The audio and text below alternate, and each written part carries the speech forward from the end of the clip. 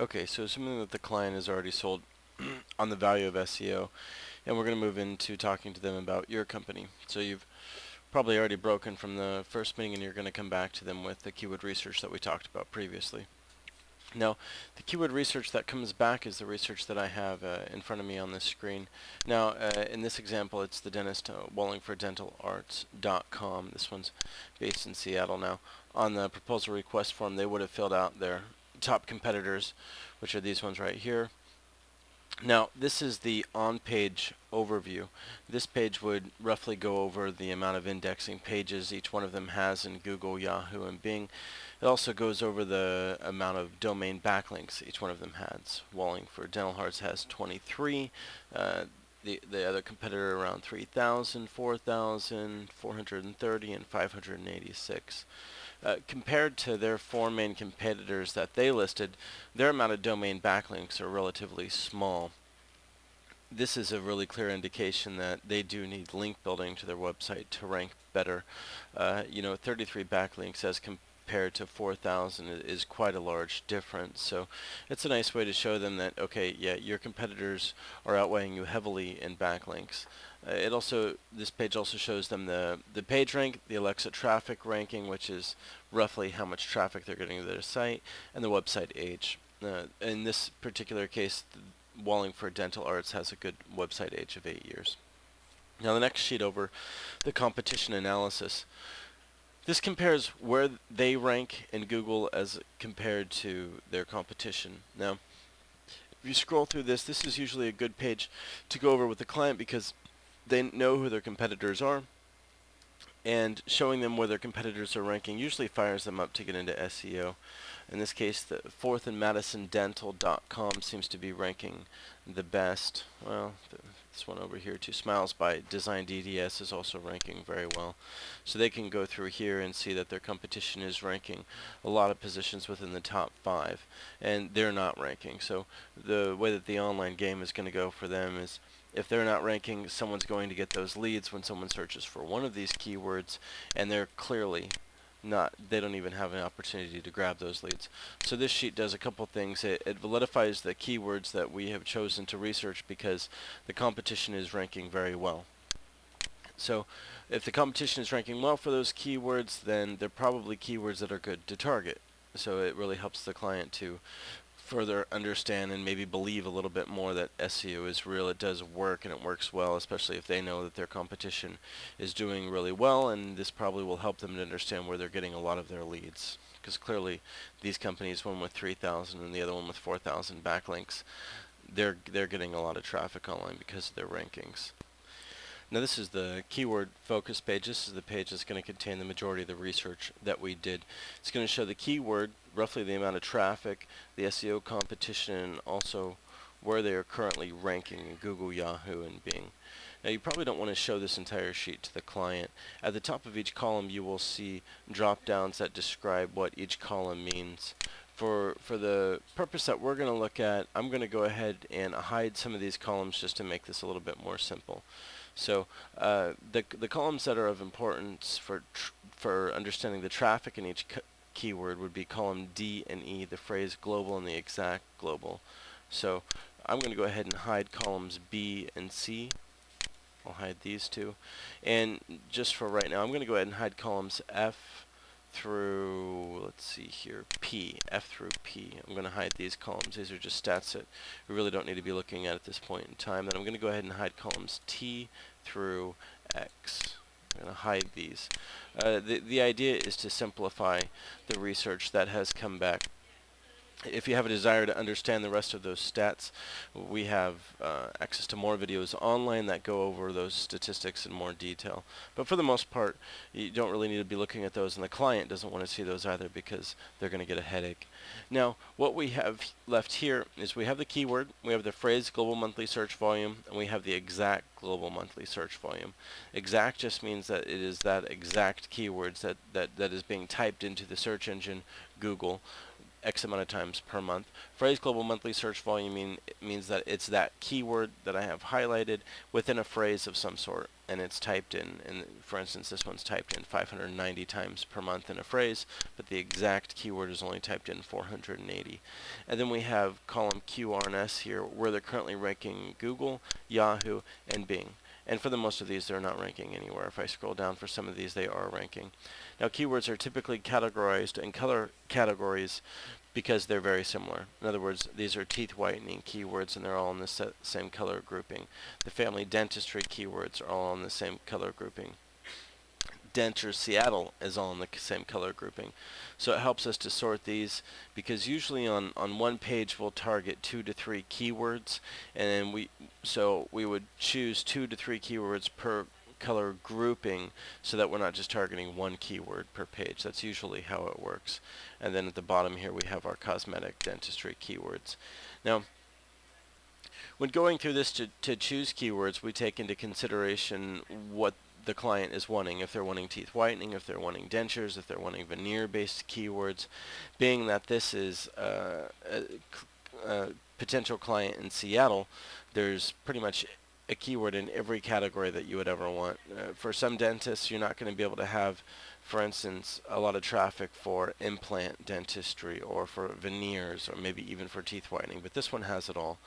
So when we're choosing keywords, we're going to take into consideration the amount of traffic that the keyword has. For instance, if this particular dentist was going after teeth whitening keywords, we might come in here to teeth whitening and choose these 2 keywords with the top search volume, especially if they have a decent budget.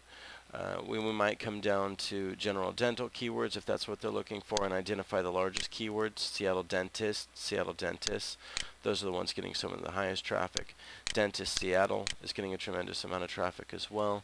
Dentist in Seattle, we might highlight these. So usually what we do is identify the ones with the most traffic, and if we can go after them, then we do, because why not? Everyone wants the highest traffic that they can get. And then cosmetic dentistry, of course, we're going to go after the ones with the highest traffic. Now what we will do is we will go through this research for you, and we will put together a suggested proposal which will be able to help you out a lot as well. So by hiding the columns in this, we're able to give you something easier to look at, but you can also give the client something easier to look at if they want to see the keywords and the traffic and the stats behind them. A lot of companies do not do keyword research for their clients ahead of time because this takes a lot of time, it takes a lot of effort and energy, and whenever you have a sale that is only potential, most companies won't put this much work into it. So it really helps to sell the value of your SEO and the company by showing them these statistics, because you don't have to rely on sales slogans and general terminology and general stats in SEO. You can get into the bare meat and bones of their industry and how much traffic's behind that particular city and what people are typing in and going after. So it typically pulls clients in a lot if they're able to see some of the intel. Some of them won't be interested in it, some of them will be very interested in it, especially that competition analysis. Now, oftentimes on the keyword research that's returned, you're going to see a recommended keywords tab here at the back. And it's broken up into seed keywords and suggested keywords. Now, the seed keywords are the keywords that the client provided on the proposal request form, or the keywords that you filled in. These are the keywords that were suggested as kind of starters for us to do our research off of. And then the suggested keywords below would be the keywords that we would pick out and choose and put on there. Oftentimes, if we furnish a suggested proposal with the keyword research, sometimes this will be blank because all the suggested keywords are in the proposal. So these are the keywords recommended by the client. Now, when the clients give keywords and they want us, and even if they don't have any traffic, they still usually want to see the stats on them. How much traffic was there for this one or that one that I recommended? They won't always say that, but when they do, we sort them out and give you the original seed keywords on this sheet, because if they're asking about them, you don't want to have to go through that whole keyword focus sheet to pick out the keywords that they were asking about. So this just keeps things nice and organized for them. So that's the keyword research. This is in general, a very powerful sales tool because it gets into hard numbers and stats, which typically inspires a lot of trust from the client. so one of the things that you're going to run into with dentists is, okay, well, all right, so you've told me the general overview of SEO. I'm very interested in SEO. I've seen these hard numbers and this traffic. Okay, I understand that you rank me for these keywords with this traffic, and I'm going to get clients. All right, that's great. But how many clients am I going to get, and how much money am I going to make off of this? You know, if I'm going to give you X amount of money, how much money am I going to make in return is something that they might ask. They're asking about ROI, and sometimes that's a hard question to answer. Now, and I'm sure Bill can clarify on this a lot more.